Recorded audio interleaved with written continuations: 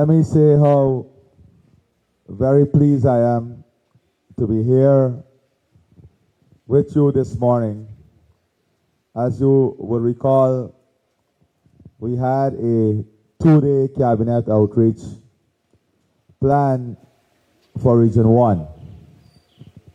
Today, all across Region 1, different members of the cabinet will be interacting with residents,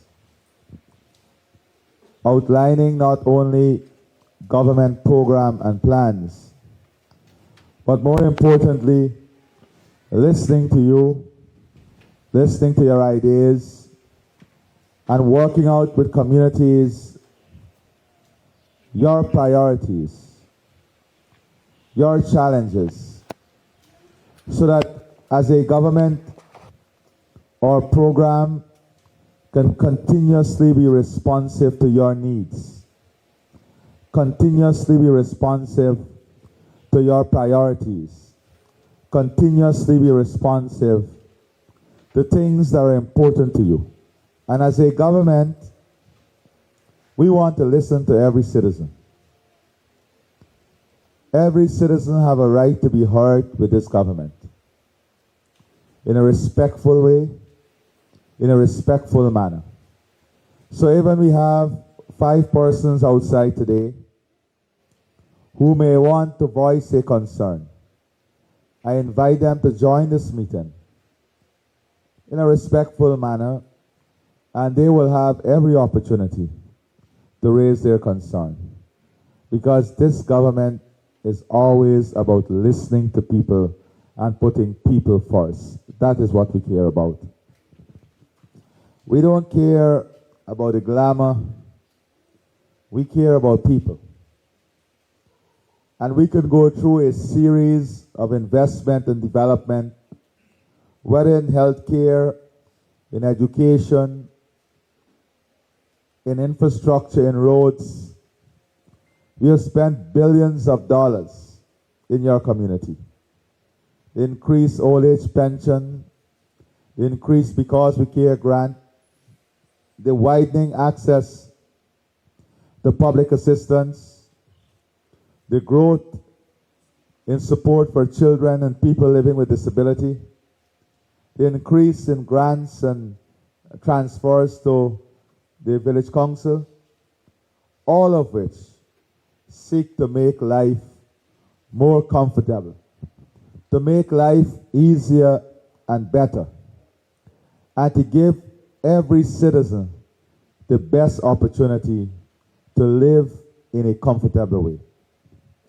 And I know there are challenges that you're facing here, especially communities in the riverine area and communities in the hinterland. And one of the major challenges is that of transportation. And unfortunately, transportation has a direct impact on cost of living. So when we examine the costs you're paying for chicken, beef, and other important food items, it is clear that you're paying far above the market price. And when we talk to your leaders and residents, when we talk to the shop owners, their primary reason is the cost of transportation. But today I want us to examine ways in which we can address the transportation challenges that lead to greater cost of living challenges, how we address the issue of food production and retail prices. We are very disappointed in the aviation sector because we have not been able to get the corresponding returns on the investment that we are making in prices. And we have to find ways to address this, especially when it comes to food and food items for our riverine and hinterland communities. And after this outreach, we will have to define a plan. But there are some opportunities for our young people. I was speaking to the Tushao, and we were talking about the possibility of having a goods launch from charity, bringing only food items and cargo in to the Moruca Sub-District and Santa Rosa and these areas. One in which, through the Guyana Development Bank, when we start that, we can put together a consortium of young people who can develop this as a business, but a different type of business. A business with a social conscience and a business with social responsibility, so that we can have an arrangement to allow goods to come into the community at a fair transportation cost. One that is beneficial to the community and still beneficial to the business owner. We have to look at ways in which we can continue to upgrade our road network, whether it's the High Maruni Santa Rosa road network, how we can upgrade that, but not only upgrading the road network, to see how we can then utilize the road, the land along the road to increase your food production. We have to be able to increase food production in the Moruca Sub-District. That is the most definite way of reducing your cost of food.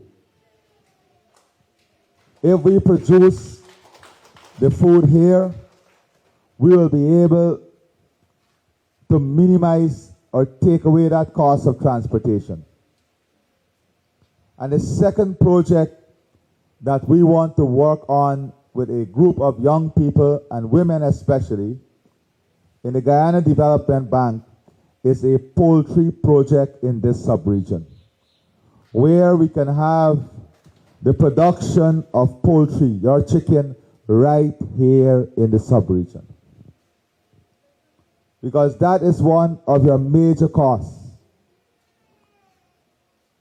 So, in addressing the issue of cost of living, we have to address the issue of transportation. We have to address the issue of food production. We have to address the issue of infrastructure. And we also have to address the issue of the private sector not applying predatory approaches to vulnerable communities, especially our hinterland and riverine communities. And this is something, a conversation we have been having with the private sector. We are also looking at the expansion of services from the Guyana Defense Force that can help communities in this regard. Because we have to collectively address in a holistic way the issue of cost of living. And there is only one way, one sure way of securing our communities. That is improving our own ability to produce our own food. So we also are going to partner with the community here in developing the agricultural sector, not only poultry. Because if we develop that business with young people, with a cargo launch coming from charity, then you also need things to take back to charity. Whether it's ginger, whether it's copra, whatever it is, we have to be able to create opportunities in the village. We have to be able to increase our production. We have to be able to expand our production. And here is it, through the Guyana Development Bank and the agricultural program, the government is ready to partner with every single community, and here too, in Santa Rosa and Maruca, to ensure that we can do this together.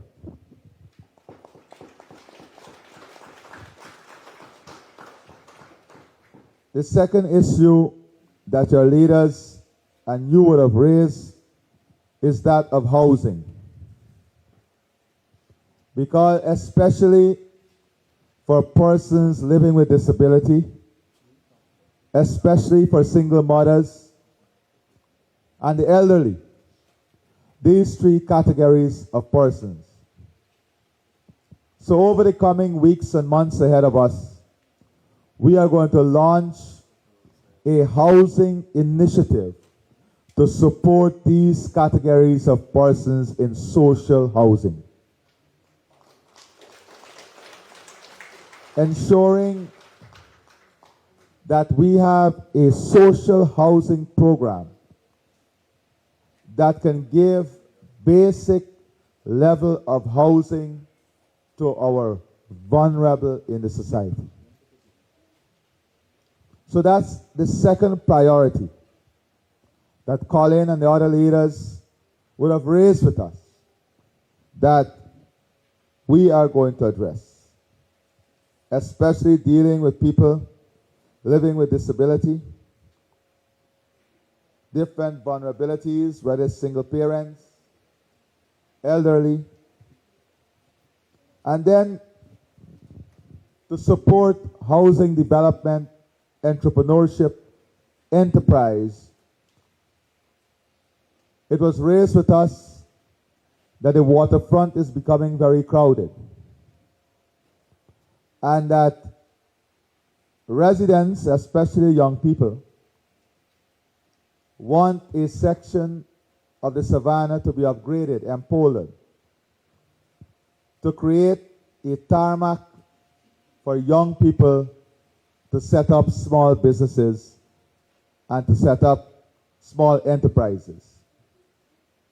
That is another suggestion that has been made.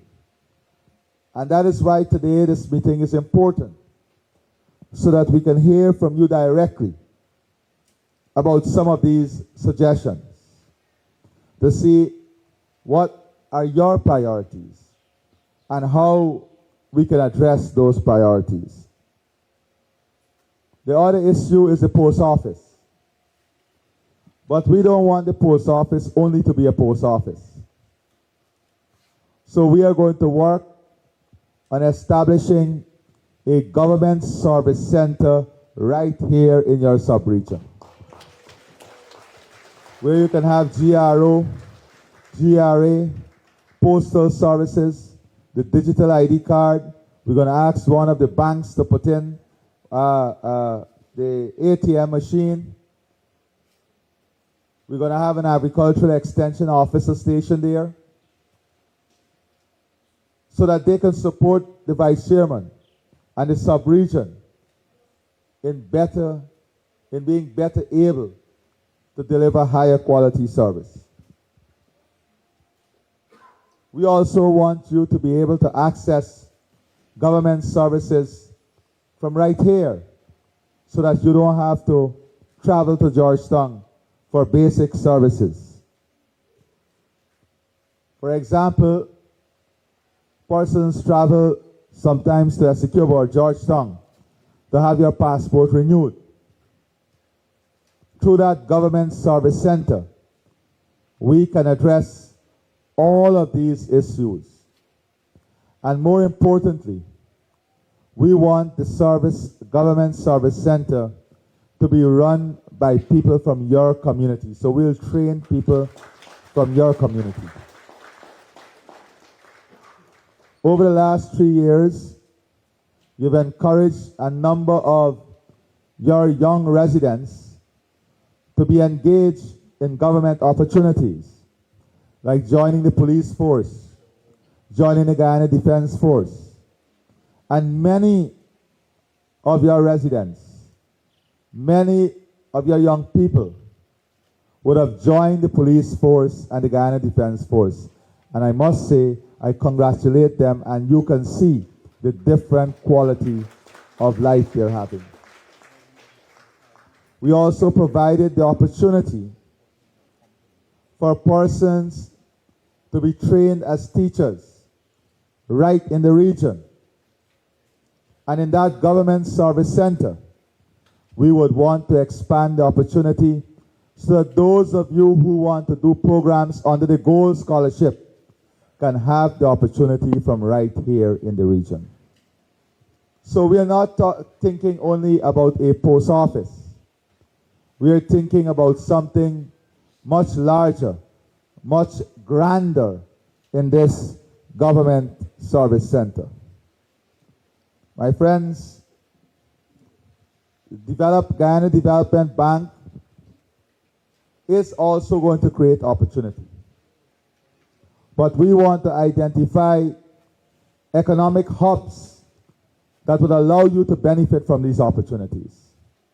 Identify the land that we can upgrade with infrastructure to create plots for different types of businesses so that economic empowerment, job creation, growth and wealth creation can occur in every single sub-region and sub-district of our country and here in Region 1. Additionally, we will continue the work on the upgrading of your roads, the dredging of your creeks, especially 99 Turn Creek. We've already mobilized to continue the dredging there so that it will be more comfortable for you. We also want to have the local persons here who are engaged in D&I work to have the ability to be part of this program. So we're going to sign long-term contracts with those persons in terms of keeping and maintaining the creeks and the other areas of transport. I know one of the important things that we have been talking about is the road to Guyana. And I want to assure you that we are going to commence that road and complete that road as we have committed to during the elections. And not only completing this road in Guyana, but looking at every opportunity that can be created along the road. Whether it's opportunity for housing, whether it's opportunity for agriculture, whether it's an opportunity to do the swamp shrimp project, whether it's opportunity for poultry, whether it's opportunity for hydroponics, whatever opportunity we can build along these investments, you can be assured that we'll make these investments. I'm also very pleased to report to you that only last week we have awarded a contract for 2 new generators that will come here in your sub-region to give you 24 hours electricity. Because we want you to be part of the transformation that is taking place. So those 2 generators would allow us to expand our capacity,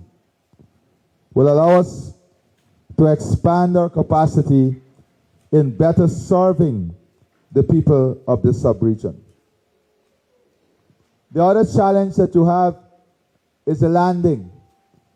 When I came here the last time, I promised you that we were going to have a landing in Charity, and that is under construction. But I'm told by your leaders that the existing landing here now has become inadequate because of the growth that is taking place. So let us discuss how we expand that landing, how we can create more opportunities at that landing. The infrastructure development at Kamwata.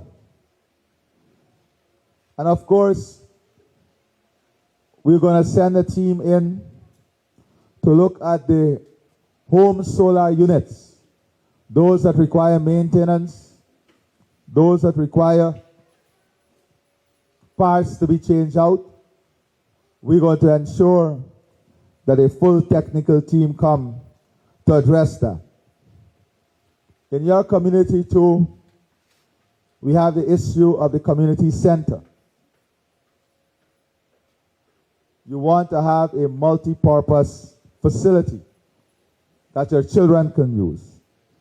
So I've asked Minister Collin to identify an area that we can have such a multi-purpose complex built in your sub-region. And remember, when we said that we will build a new hospital, there are many who doubted or told you that it was just a lie. Today you see that beautiful hospital being constructed in your sub-region. We have received requests for speed humps. Who can imagine? Years ago, the request was to grade a road or full of pothole. Today the request is to have speed humps on the road we have constructed. That is what development looks like. That is how development is. Then, of course, the children play park. We are looking at enhancing and construction of a children play park that will allow our children to play, grow, build relationship and network in a safe environment. In a safe environment.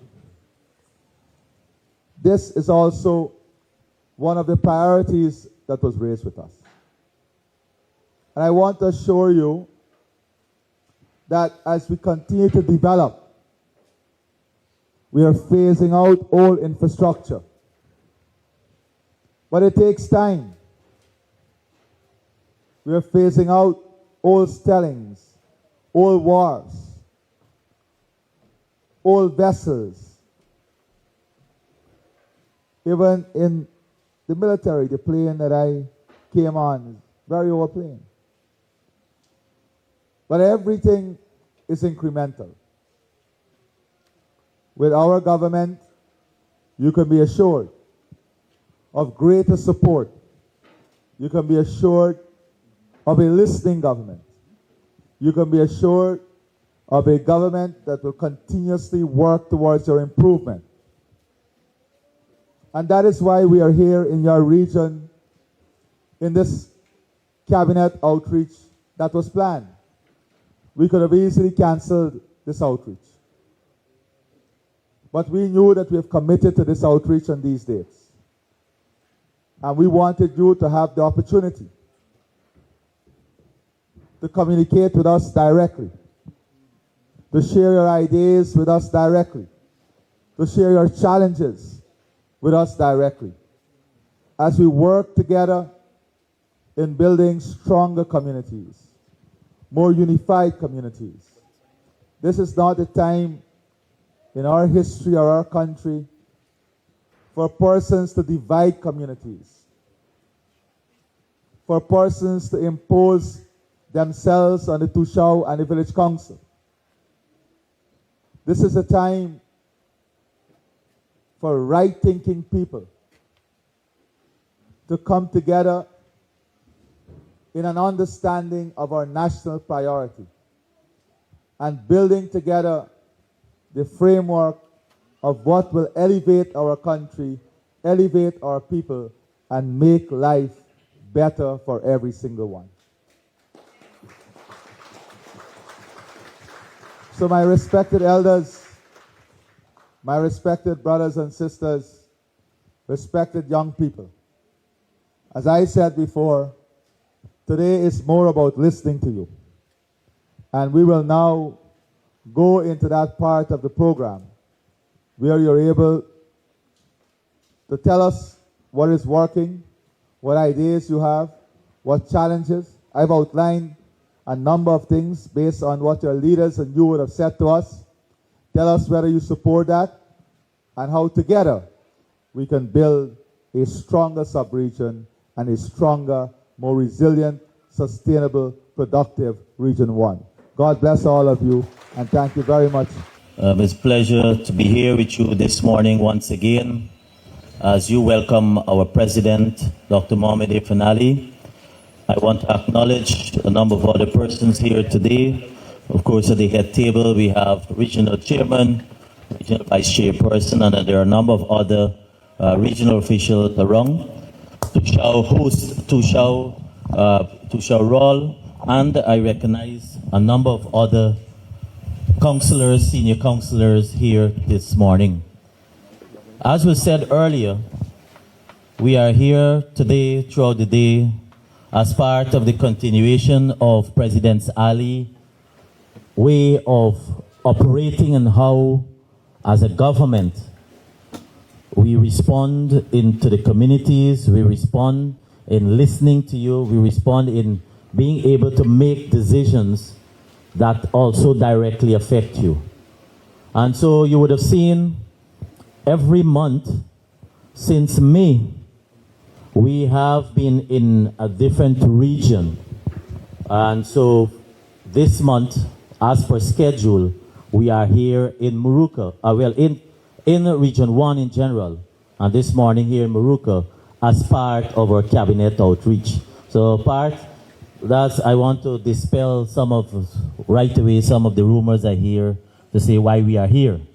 This schedule has been known. In fact, we're going to Region 10 as part of our next cabinet outreach. I can tell you what the President's monthly schedule will be for the rest of the year, right? Now, I also want to say that we have all the ministers who have been assigned to various areas in the region. Here in Moruca sub-region, for example, we have ministers, both ministers from Ministry of Culture, Youth and Sport, Minister Charles Ramson and Stephen Jacobs. We have Minister Deodat Indar. He has gone to the Quibana end. And then we also have Minister Zulfikar Mustafa, who has gone to Manawarin and that end.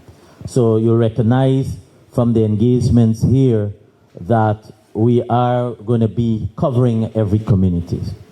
And so this here is intended for the close communities within the Santa Rosa main area.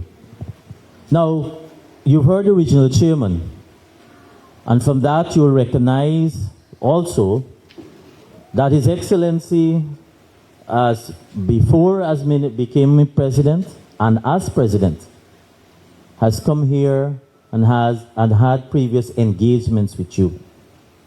And in each one of those engagements, there are different topics and there are different issues or different proposals. So it's not only requests, sometimes there are also recommendations that you would have engaged in, and based on that, there are follow-ups and there are commitments that are made. And so, right as of now, I know sometimes when certain things go right, we are a bit impatient. But I can be rest assured to let you know that every opportunity that we get and every time the avenue is there created, His Excellency has a listening ear to our issues and to our problems.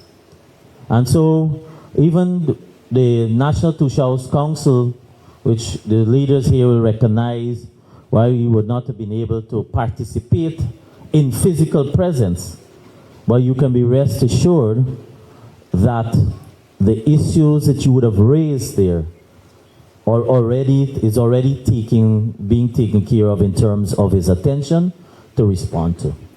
Now, I want to start off here locally to remind you that one of the things that you have sought about is you want to be able to diversify in your communities, be able to expand on agriculture production, be able to have an area that is comfortable for you when you are going about your business. So whether we are going to charity on Mondays for shopping, etc., and it was based on your complaints that you had a response, two responses, in terms of what I just spoke about. One, you said to the president, when you go to charity, we are wrong. Only available spots, that's where the boat will put you off. And you said to the president, you don't have something proper from which persons can go ingress and egress when we get to charity. And as you go now, you will see a brand new complex being built for which here, for persons who are traversing, coming through this mouth, the Maruka end, are going to be benefiting to have a proper facility for which we can both get on and off our boats. And similarly here at Komaka, you said, when you come here now, you go most mornings. In fact, I would want to say the landing is probably not enough when all those boats are coming in by 10 to 12 in the mornings. And you would have had a response by our president. And that's the difference I want to bring to you here today, is that we have a government that is people-centered, that is listening to things that also affect you. So yes, you'll hear in a few, Your Excellency, speak about roads and so forth, that you always ask about. But there are some things that, sometimes we don't say it. And I also want to respond here to when we came the last time, in fact, right here, you would have said to the president, well, you want to be like Mabruma, where they are now getting 24 hours electricity, isn't that so? And you would have had already this year an increase in the hours. And I'm sure when you speak to our president, you will hear more, because you will want to see, well, we're on our way. And that's how we do things. We do things in a phased way, but all to fulfill, to ensure that you have maximum satisfaction. I also want to remind you, in terms of the education, the schooling and for children, because this facility in itself, I know HM and teachers will always complain to say, you're maxed out. There's not enough space, and that is also why you would have had a response where already into being you have the Warmori Secondary School, and then ongoing now, nearing completion, you have the Guyana Secondary School, which is expected to take off some of the children from that end, which allows, and yes, the population is growing in terms of student population, but it allows, however, for us to be able to do expansion here, for which you have benefited from, but also for the children to take in all of the children here. And so I want to remind you, therefore, is that when we started off, and when you look at your road network, back then, 5 years ago, you said to the president, Mr. President, look around. Just look around here. Just use the Santa Rosa main areas. And you complained bitterly about the road. And our president said then, we will ensure, and I want to remind you, we will ensure that all of the communities here on the land here, mainland, will be connected by concrete roads, and also build out a road that will take you all the way to Guyana landing. You recall that? And so we had to start somewhere. And where did we start? We started here to ensure the mainland, the Santa Road here within the central area, that the road it was done. Then we went over the bridge, so you go all the way up to Flavie, and Cassandra is smiling now for her satellite too, and I'm sure she wants some more work be done there. But it is being done every year. You see progressively extensive works being done. And that's what we want you to understand too, that our word is our commitment, and what we say we will deliver on, we will. And so I want to give you allow you the opportunity, I'll stop here, to allow you the opportunity as much as possible to be able to interact, to give your also your recommendations that you would like to see being implemented. Sometimes, as I said, it's not always only about making requests. You are also the local engineers, right? You're also the persons who have the local knowledge. And so sometimes when we talk about agriculture, that is why the community involvement is very important, because you know what you're accustomed to, and you know some of the things that can be done as quickly as possible. So to whether Santa Rosa Islands, whether it's in the central area, whether in the Hordai area, thank you all for coming out here this morning. And certainly we are also pleased to have in our midst a president who has been on the go. If you've been following, you'll recognize he has also been constantly on the go. And while last week we were in most of the days within the charity area, I cannot help but making this remark before I close. When you were looking at the river, every morning on one of those boats passing, you saw a vehicle in a boat every morning. And that will tell you the level of growth or the expansion that is taking place here within this sub-region. Only a few years ago, when you come to at Kumaka, you had to wait on taxis, etc. But now you have a lot of cars. And Tushao now will complain that you don't have enough space at Kumaka for the amount of vehicles or taxis that are there to be able to provide a service. And he's looking for additional land. And so certainly, I also want to recognize what has been happening at the community level. So that will tell you the level of growth that is being taken place. All right, so thank you very much for coming out here this morning. And to Morocco, it's always a pleasure to be here. Thank you very much.